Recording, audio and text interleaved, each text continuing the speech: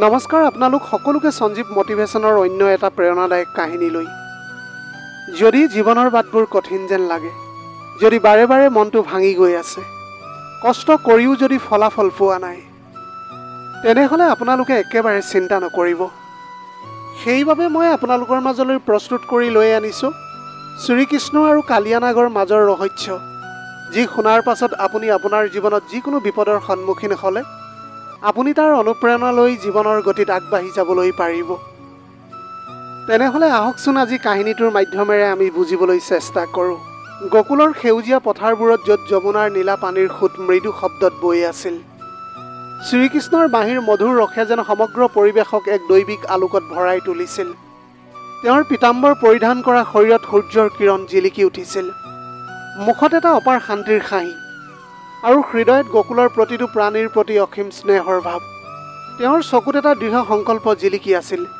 যেন তেওঁ জানিছিল এটা ডাঙৰ বিপদৰ সন্মুখীন হ'বলৈ তেওঁ প্ৰস্তুত এই কাহিনীটো সাধাৰণ কাহিনী নহয় য'ত শ্ৰীকৃষ্ণই তেওঁৰ অপৰিসীম সাহস অটল সত্যৰ পথ আৰু সকলোৰে প্ৰতি থকা স্নেহৰ শক্তিৰে গকুলৰ মানুহক এক ভয়ংকৰ অসুৰৰ পৰা ৰক্ষা কৰিছিল এই কাহিনী কালিয়া নাগৰ বিৰুদ্ধে কৃষ্ণৰ সংগ্ৰামৰ কাহিনী য'ত তেওঁৰ দৈবিক শক্তি আৰু মানৱীয় গুণৰ মিলনে গকুলৰ জীৱন পুনৰ পবিত্ৰ কৰি তুলিছিল এই মহাকাহিনীত কৃষ্ণৰ সাহস তেওঁৰ স্নেহৰ গভীৰতা আৰু তেওঁৰ শিক্ষাৰ দাৰ্শনিক গভীৰতা প্ৰতিফলিত হৈছে যিয়ে আমাক জীৱনৰ প্ৰতিটো চেলেঞ্জৰ সন্মুখীন হ'বলৈ প্ৰেৰণা দিয়ে প্ৰভাতৰ সোণালী ৰশ্মিয়ে যেতিয়া গকুলৰ খেৰৰ ঘৰবোৰৰ ওপৰত পৰিছিল তেতিয়া গাঁৱৰ সাধাৰণ জীৱন যাত্ৰা এটা অশুভ খবৰে ভংগ কৰিলে যমুনা নদীৰ পানী কলা হৈ পৰিছিল আৰু এটা তীব্ৰ বিষাক্ত গোন্ধে নদীৰ পাৰৰ গছ-গছনি শুকাই পেলাইছিল নদীৰ পাৰত থকা বনৰীয়া ফুলৰ মধুৰ সুগন্ধৰ সলনি এটা ভয়ংকৰ গোন্ধে গকুলৰ বতাহক বিষাক্ত কৰি তুলিছিল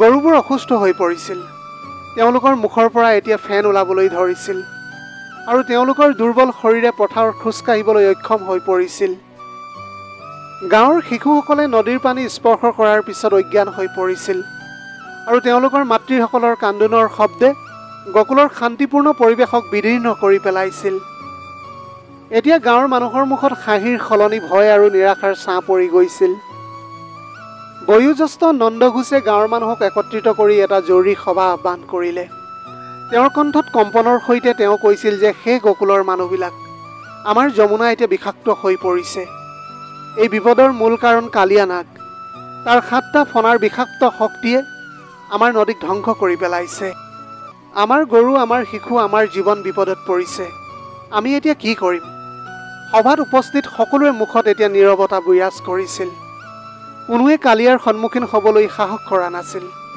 গাঁৱৰ যুৱকসকলে মূৰটো তললৈ কৰি বহি আছিল আৰু বৃদ্ধসকলে দীঘল এটা নিশ্বাস এৰি কৈছিল এই বিপদৰ পৰা আমাক কোনে ৰক্ষা কৰিব তেতিয়া সৰু কানাই মাথো এটা বাঁহী হাতত লৈ সেই সভাৰ মাজত থিয় হৈ আছিল সেইটো সময়ত তেওঁৰ চকুত ভয়ৰ সলনি এটা দৃঢ় সংকল্প জিলিকি উঠিছিল তেওঁৰ কণ্ঠত অপাৰ শান্তিৰ সৈতে তেওঁ কৈছিল হে গকুলৰ বাসিন্দাসকল ভয় নকৰিবা মই যমুনাত নামি কালিয়া নাগৰ সৈতে যুঁজিম মোৰ হৃদয়ত তোমালোকৰ প্ৰতি থকা প্ৰেম আৰু ঈশ্বৰৰ শক্তি মোৰ সৈতে আছে মই এই বিপদৰ পৰা গকুলক ৰক্ষা কৰিম তেওঁৰ কথা শুনি এতিয়া সকলোৱে আচৰিত হৈ পৰিছিল তেতিয়া তেওঁৰ বন্ধু বজ্ৰৰাজে তেওঁৰ হাতত ধৰি কৈছিল কানাই তুমি এতিয়া একেবাৰে সৰু কালিয়াৰ 7টা ফণা তাৰ বিষে সকলোকে ধ্বংস কৰিব পাৰে তুমি কেনেকৈ এই ভয়ংকৰ অসুৰৰ সৈতে যুঁজিবা কৃষ্ণই তেওঁৰ কান্ধত হাত দি মধুৰ হাঁহিৰে কৈছিল ব্ৰজৰাজ য'ত স্নেহ আৰু সত্য আছে তাত কোনো শক্তিয়ে জয়ী হ'ব নোৱাৰে মোৰ হৃদয়ত গকুলবাসীৰ প্ৰতিটো প্ৰাণীৰ প্ৰতি প্ৰেম আছে এই প্ৰেমেই মোক শক্তি দিব মই ঈশ্বৰৰ ওপৰত ভৰসা কৰিছোঁ আৰু তেওঁ মোক এটা পথ দেখুৱাব তেওঁৰ কথা শুনি সভাত উপস্থিত থকা সকলোৰে মনত এক নতুন আশাৰ জুই জ্বলি উঠিছিল নন্দঘোষেও তেওঁৰ বুকুত সাৱটি ধৰি কৈছিল কানাই তুমি আমাৰ গকুলৰ পোহৰ আমি তোমাৰ ওপৰত ভৰসা কৰোঁ এতিয়া কৃষ্ণৰ সাহস আৰু স্নেহৰ পৰিচয় গকুলবাসীয়ে পাইছিল আৰু তেওঁলোকৰ হৃদয়ত এটা বিশ্বাস জন্মিছিল যে শ্ৰীকৃষ্ণই এতিয়া তেওঁলোকক বিপদৰ পৰা ৰক্ষা কৰিব শ্ৰীকৃষ্ণই গকুলৰ মানুহক একত্ৰিত কৰি তেওঁলোকৰ মনত সাহস জগাবলৈ আৰম্ভ কৰিলে তেওঁ গাঁৱৰ প্ৰতিটো ঘৰত গৈ মানুহৰ সৈতে কথা পাতিলে তেওঁলোকৰ হাত ধৰি আশ্বাস দিলে আৰু তেওঁলোকৰ চকুৰ পৰা ভয়ৰ ছাঁ দূৰ কৰিবলৈ চেষ্টা কৰিলে তেওঁ কৈছিল, হে গকুলৰ বাসিন্দাসকল, এই যুদ্ধ কেৱল মোৰ নহয়, আমাৰ সকলোৰে হয়। তোমালোকৰ ভৰসা আৰু প্ৰেম শক্তি মোৰ লগত আছে। আমি একেলগে এই বিপদৰ মুখামুখি হ'ম।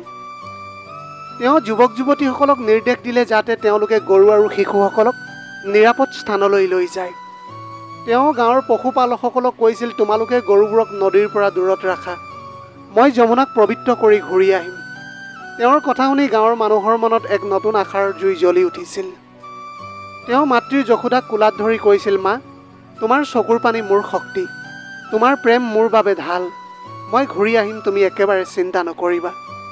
যশোদাৰ চকুত অশ্ৰু আছিল, কিন্তু তেওঁৰ হৃদয়ত কৃষ্ণৰ প্ৰতি অটল বিশ্বাস।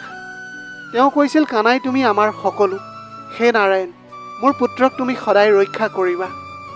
শ্ৰীকৃষ্ণই গকুলৰ পথাৰবোৰত ঘূৰি ফুৰি শিশুসকলৰ সৈতে হাঁহি ধেমালি কৰিলে। তেওঁ এজনী সৰু বালিকাৰ মূৰত হাত বুলাই কৈছিল, তোমাৰ হাঁহি মোৰ শক্তি, মই তোমালোকৰ বাবে যুঁজিম। তেওঁ এজন সৰু বালকক কোলাত তুলি লৈ কৈছিল, তোমাৰ সাহস মোৰ সাহস, আমি একেলগে এই বিপদৰ পৰা গকুলক ৰক্ষা কৰিম। তেওঁ গাঁৱৰ বৃদ্ধসকলৰ ওচৰলৈ গৈ তেওঁলোকৰ পৰা আশীৰ্বাদ বিচাৰিলে। এজন বৃদ্ধ গোপালে তেওঁক কৈছিল, কানাই, তোমাৰ মাজত ঈশ্বৰৰ শক্তি আছে, তুমি আমাৰ ৰক্ষক। শ্ৰীকৃষ্ণই তেওঁৰ বাঁহী বজাইছিল আৰু তেওঁৰ সুৰে যেন গকুলৰ প্ৰতিটো কোণত শান্তিৰ বাৰ্তা বিয়পাইছিল। গাঁৱৰ মানুহে তেওঁৰ সুৰ শুনি ভয় পাহৰি একত্ৰিত হৈ পৰিছিল। তেওঁ গাঁৱৰ পুৰোহিতক মাতি আনি এটা যজ্ঞৰ আয়োজন কৰিবলৈ কৈছিল। তেওঁ কৈছিল, এই যজ্ঞৰ মাধ্যমেৰে আমি ঈশ্বৰৰ আশীৰ্বাদ বিচাৰিম। মই যাতে সত্যৰ পথত অটল থাকোঁ তাৰ বাবে প্ৰাৰ্থনা কৰক। পুৰোহিতজনে যজ্ঞৰ আৰম্ভণি কৰিলে আৰু গাঁৱৰ মানুহে একেলগে মন্ত্ৰ উচ্চাৰণ কৰি কৃষ্ণৰ জয়ৰ বাবে প্ৰাৰ্থনা কৰিলে। যজ্ঞৰ ধোঁৱা আকাশলৈ উঠি গৈছিল আৰু মন্ত্ৰৰ শব্দে গকুলৰ পৰিৱেশক পবিত্ৰ কৰি তুলিছিল। শ্ৰীকৃষ্ণই যমুনাৰ পাৰত এটা শিলৰ ওপৰত বহি ধ্যান কৰিছিল। তেওঁৰ মনত ভগৱত গীতাৰ বাণী তেতিয়া প্ৰতিধ্বনিত হৈ পৰিছিল। তেওঁ নিজৰ হৃদয়ত গকুলৰ মানুহৰ প্ৰতি থকা প্ৰেম আৰু সত্যৰ পথত থকা নিষ্ঠাক সঞ্চয় কৰিছিল। তেওঁ ভাবিছিল, মোৰ জীৱনৰ উদ্দেশ্য গকুলৰ মানুহৰ কল্যাণ। মই তেওঁলোকৰ বাবে যুঁজি যাম আৰু ঈশ্বৰে মোৰ সৈতে সদায় লগত থাকিব। এনেকৈ শ্ৰীকৃষ্ণই আহি যমুনাৰ পাৰত উপস্থিত হৈছিলহি। তেওঁৰ বন্ধুসকলে তেওঁক শেষবাৰৰ বাবে ৰখাবলৈ চেষ্টা কৰিছিল। বৰ্জৰাজে তেওঁৰ হাতত ধৰি কৈছিল, কানাই, তুমি আমাৰ বৰ প্ৰিয়, তুমি আমাৰ গকুলৰ হাঁহি। যদি তোমাৰ কিবা হয় আমি কেনেকৈ জীয়াই থাকিম? কৃষ্ণই তেওঁৰ কান্ধত হাত ধৰি কৈছিল, বন্ধু, মোৰ হৃদয়ত তোমালোকৰ প্ৰেম আছে, এই প্ৰেমেই মোক শক্তি দিব। মই যদি গকুলৰ বাবে এই যুদ্ধ নকৰোঁ তেন্তে মোৰ জীৱনৰ অৰ্থই বা কি? মই ঈশ্বৰৰ ওপৰত ভৰসা কৰিছোঁ আৰু তেওঁ মোক এটা সৎ পথ দেখুৱাব।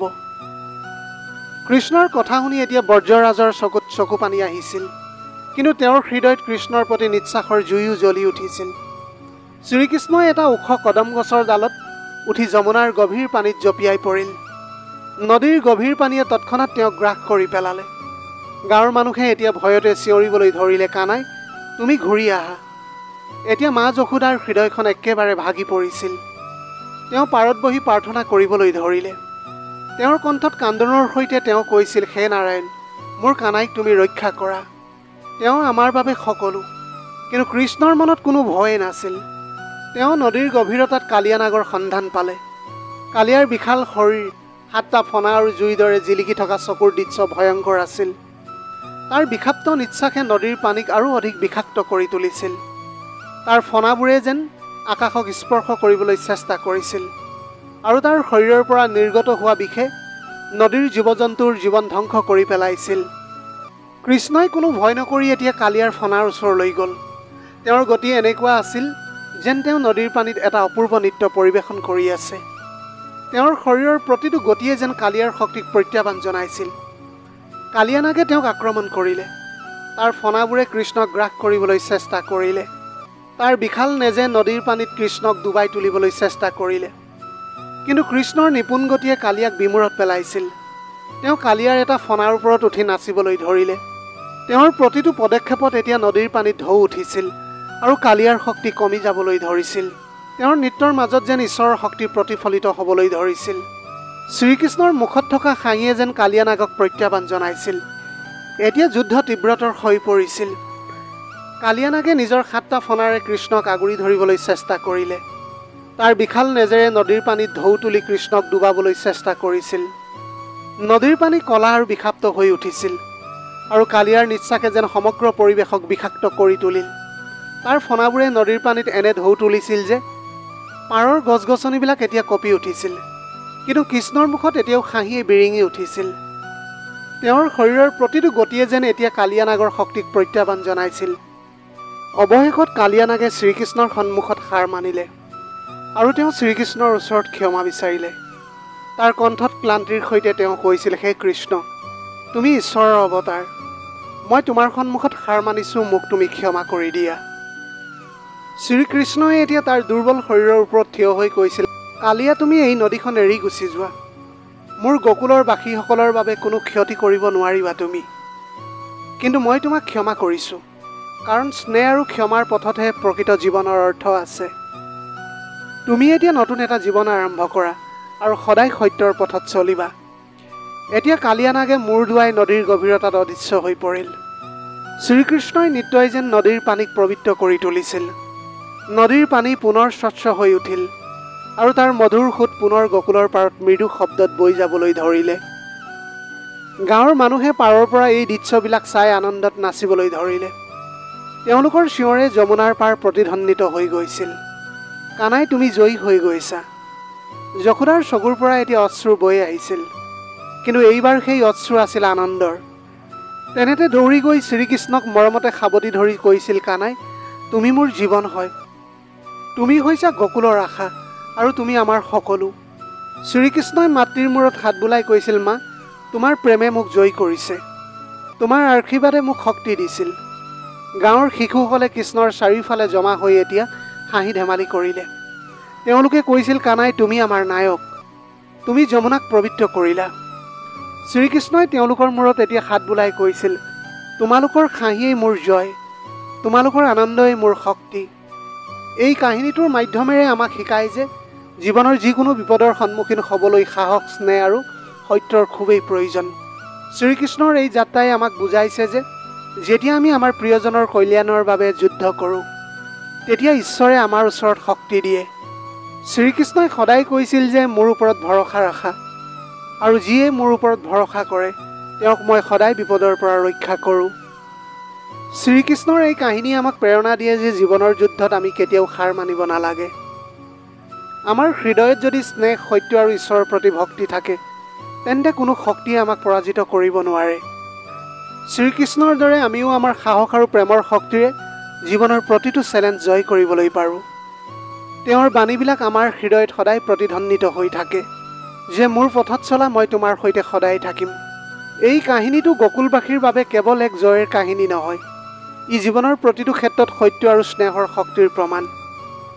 শ্ৰীকৃষ্ণৰ এই কাহিনীয়ে আমাক শিকায় যে যদিহে আমাৰ হৃদয়ত প্ৰেম আৰু সত্যৰ জুই জ্বলাই ৰাখোঁ, তেনেহ'লে কোনো বিপদে আমাক কেতিয়াও পৰাজিত কৰিব নোৱাৰে। জয় শ্ৰীকৃষ্ণ।